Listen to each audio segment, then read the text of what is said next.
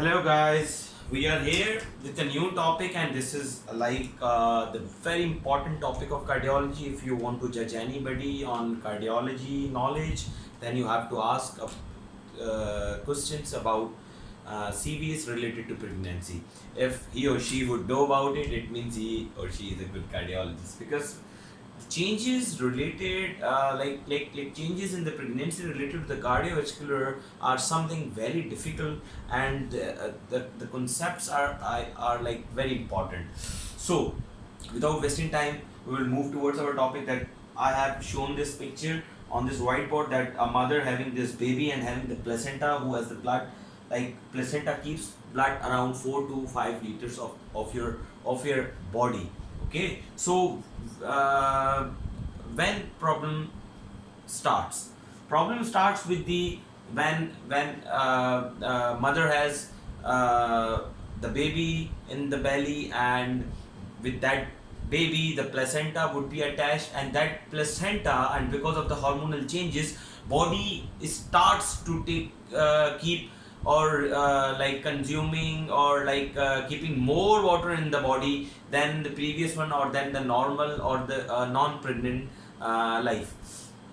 What happens actually with increased levels of estrogen, it starts producing more plasma in the body. Because of that more plasma, body has to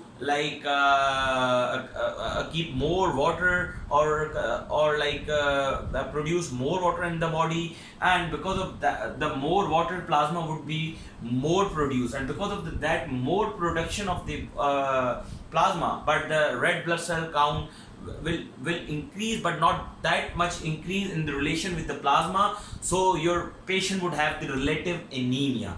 That relative anemia sometimes causes shortness of breath in the patient in the pregnancy, or sometimes it may cause severe shortness of breath, or may aggravate already stenosis or stenotic lesions, or any other cardiac lesions which that mother would have, already having the stable plaques or anything else. It can worsen the ischemia as well because of the relative anemia. But in most of the cases, that relative anemia would not be that much dangerous. Now, second thing, what estrogen does is that it increases the deposition of elastin in the vessels in all over the body. Because of that deposition of the elastin, the vessels, especially the arterial vessels, or because the elastin is actually a major factor, or like the major composition factor of your arterial vessels. Because of that deposition of decreased deposition of that elastin, it causes thinning of the vessel. So already those vessels who are dilated, or having or patient having the aneurysm, it can cause, or it would be prone to rupture after the decreased deposition of that elastin because of the estrogen production. That is why the spontaneous coronary artery circulation dissection, or spontaneous dissections in the aorta, are more common in the females, especially in the pregnant conditions. Okay, so problem starts with the estrogen, the level, when the levels of estrogen increases. Now, after this volume and this thinning of the vessels, what happens as pregnancy develops? In the first trimester, volume would be increased from 1 to 2 liter. In the second trimester, it would be increased from 3 to 4 liter. And in the third trimester, it would be increased almost up to 4 to 6 to 8 liters in the body. Because of that increased volume, the cardiac output will be increased. But how that cardiac output will be increased? Because you know that the cardiac output is consistent on heart rate and the stroke volume. So a stroke volume usually increases in the first trimester, but in the second or the last trimester it would not increase, or even in the last trimester it would remain same. But heart rate would continuously be increased from first trimester till the delivery or the postpartum period. Why? Because body needs more cardiac output. Body has to send more blood to this aorta, because this aorta has to supply this placenta, and this placenta is the only source of life to this young and intelligent baby. Okay, so if you want to make this baby alive, you have to send this blood through the heart, and Now heart has to work more. Heart is the most compromising organ during pregnancy. Why? Because it has to work more. Now this one single heart has to make beating of this little baby and has to fulfill the requirement of whole this obese or like the fatty lady and also this little baby. Now this mother has to live with this one heart and this baby has to take support from the mother's heart.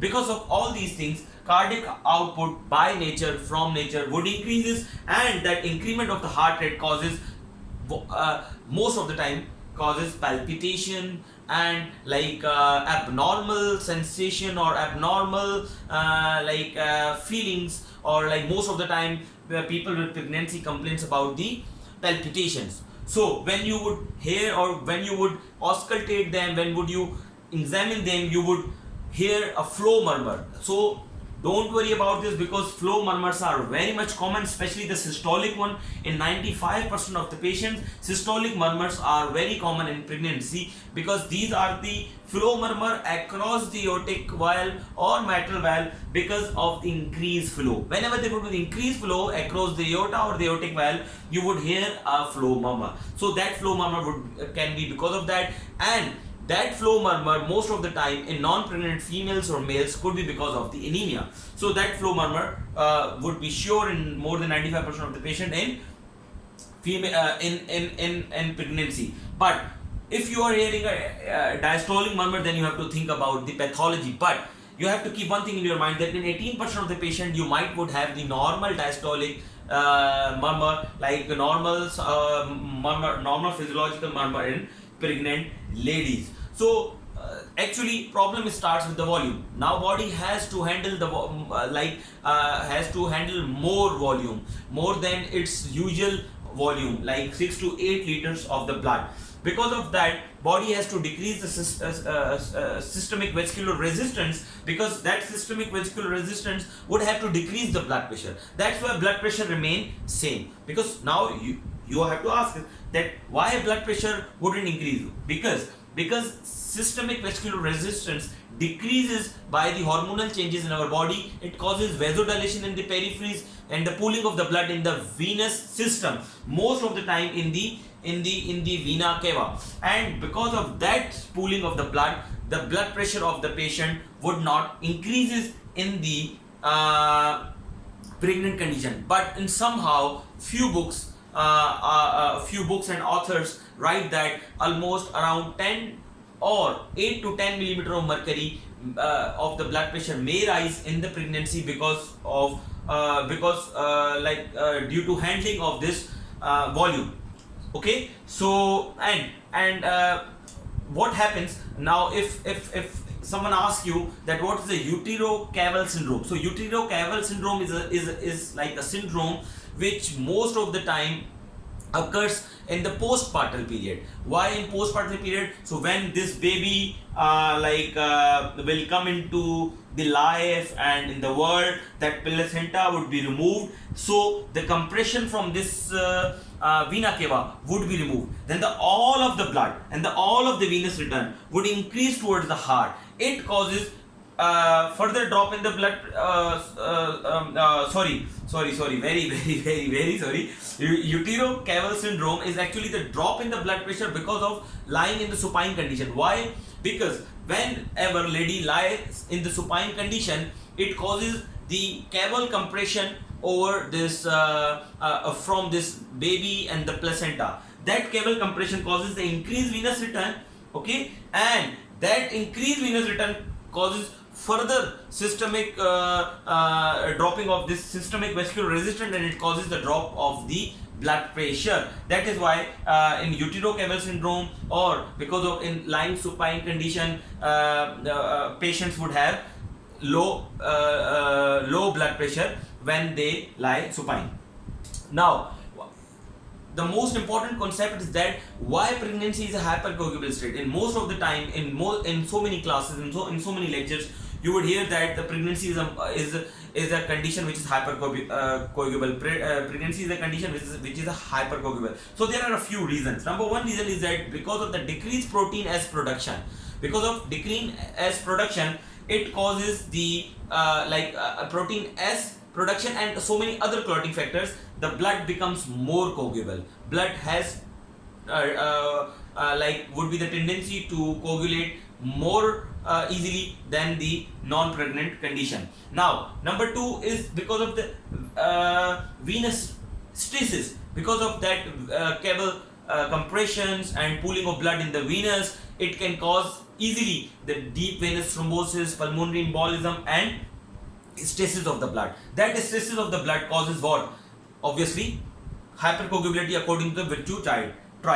And now, because of that, this all increased venous return, and because you have to send this blood to placenta, and placenta has to send blood, this portal vein has to send this blood all to the inferior vena cava, and then the RA or RV. So this RV has to send all blood to the lungs. Then lungs may develop pulmonary hypertension. If your lungs or your pulmonary vessels are already compromised because of pulmonary hypertension, so these patients would develop more pulmonary hypertension. That is why the pulmonary hypertension, especially the severe pulmonary hypertension, is one of the contraindication to do or to get the pregnancy. So that is one of the cause. Okay. So pulmonary hypertension, is also an other, itself is a hypercoagulable state, and because pulmonary hypertension, because of this, pregnancy can obviously cause further hypercoagulable state, and because of decreased protein S production and decrease and the venous stasis of the blood in the venous system, mostly make patients prone towards the hypercoagulable state. Now, what is the concept of autotransfusion? Why in pregnancy most of the time you would hear that the stenotic lesions are less tolerable and the regurgitant lesions are well tolerated in the pregnancy? The reason is autotransfusion. What is autotransfusion? In each contraction of the blood, in each uterine contraction, the uterus send almost 500 to 600 ml of the blood into the system. So each uterine contraction sends almost 0.5 to 0.6 liter of blood into the system. So this blood has to handle by the heart, and if the heart would have stenosis lesions, then what would happen? This all blood would accumulate into the lungs, and it would cause what? Pulmonary edema. Already compromised lungs, because of this pulmonary hypertension caused by all these hormonal changes and the volume, status, and the venous return in the lungs. If you would send more blood on with each contraction of the uterus, what would happen? The heart would fail. Heart would not be able to handle all this blood with this stenosis lesion, because this lesion is stenosed here. If it is stenosed here or it is stenosed here, what would happen? This blood would not be taken by the LA or LV into the system. Then this all blood would accumulate into the lungs, and in the lungs it would cause acute pulmonary edema, and your heart would get failed, and your patient would be in cardiac emergency because of acute pulmonary edema secondary to these uterine contraction. And these uterine contraction, these are the events of most of the time at the time of delivery or the last trimester. That is the reason. Before that thing you have to correct the stenosis lesion, or you have to evaluate your patient, that would your patient be able to tolerate this delivery or what. So this is not our topic that we will discuss in a particular topic, that which lesions should be done with cesarean, in which lesions what mode of delivery would be done. We will discuss in a separate lecture. Okay, so now you just make your concept about the cardiovascular changes and why these stenotic lesions and hypercoagulable states, and why this pregnancy becomes more complicated in our cardiovascular patients. So these are the reasons. Okay, so and one thing more, this autotransfusion also occurs in the postpartum period. Why? Because of the increased venous return due to placental contraction, which I have already told you, and postpartum relief of caval compression. When this placenta and this baby would be removed from the body, then this caval compression would be removed. Because of that caval compression, if it is removed, or for suppose you have removed the baby, but obviously for the timing, if the placenta is there until you removed it, then the placenta with each contraction, it causes what? It causes the effective uterine contraction and causes more blood sent to this heart, and it would cause the auto transfusion. So this event or this concept of sending blood from placenta to the heart is known as auto transfusion. Okay, and because of this decreased cable compression in postpartum period is also known as auto transfusion. Okay, so how much average blood loss in the pregnancy? Almost in normal vaginal delivery 300 to 400 blood would be lost, and in cesarean 500 to 800 is lost, would be lost. Okay, so these are like the numbers which would be in your mind, and how much plasma would be increased. I'm again and again telling you and making you more cautious about the volume increment in during the pregnancy. So how much it would? In some people, almost 100% of the volume would be increased. Like if your body has a 6 liter of the blood, in some of the patient it would increase up to the 12 liters of the blood. But in average, almost 50% of the volume would be increased in your body. 50% of the volume, and it is big volume. Like if your heart is working on 100% capacity, now it has to work on 150% of the capacity to handle this blood, because the work would increase up to 0.5 times for this heart, because initially it was handling the 100% of the blood. Now it has to handle more 50% of the blood with that system. So these are the problems actually. These are the problems which we have to face during the pregnancy in cardiovascular patients. Okay, and these are the changes which actually causes problems for us like cardiologists to handle our patients during pregnancy and to decide that whether our patient should go for the cesarean or NVD. We will discuss this later on, and which are the patients who would be suitable for the pregnancy. We will discuss this in our WHO classification of pregnancy. Okay, thank you. So this was all about like a brief introduction about the cardiovascular changes in pregnancy. Share this knowledge with your friends, your colleagues, and wherever it would be needed. Subscribe my channel, press the bell button for the future updates. Thank you. Allah Hafiz. It's your Dr. DrNAS.